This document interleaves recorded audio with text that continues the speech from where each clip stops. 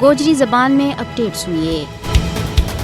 भारत में सिखा को कनी वतन खालिस्तान के वास्ते रेफरेंडम को पंजमो मरहलो आज बरतानिया में हो रही है। बरतानिया में रहने वाला सिख बरादरी ने इससे पहला भी होने वाला 4 मरहला में मुझ बड़ी तादाद में हिस्सों लियो, जिसने नरेंद्र मोदी भारतीय हुकूमत बेचैन कर दिता है। भारत ने रेफरेंडम ना रोकने के वास्ते बड़ी कोशिश की, लेकिन बरतानवी हुकूमत ने नई दिल्ली का खदशात में खातर खामा ना अनता हुआ रेफरेंडम की इजाजत दे दी थी। रेफरेंडम ने भारतीय हुकूमत में एक मजबूत पैगाम देता है कि इसके कोल सिखा ना इनको हक खुद इरादियत देने के अलावा कोई राय नहीं। खालिस्तान रेफरेंडम को अगलो मरहलो 10 दिसंबर ना जिनेवा में मुनक्कद होगा। Referendum Europe, America, Canada, Australia और भारतीय पंजाब में भी कराया जाएगा, जबकि हासिल शुदा नताइज ना अक़वाम मुत्तहिदा समेत दूजा आलमी इदारा ना पेश किया जाएगा। सिखा का वतन खालिस्तान के वास्ते इनकी हिमायत हासिल की जाएगी। इस हवाला दे अमेरिका में कायम तंजीम सिक्स फॉर जस्टिस खालिस्तान के वास्ते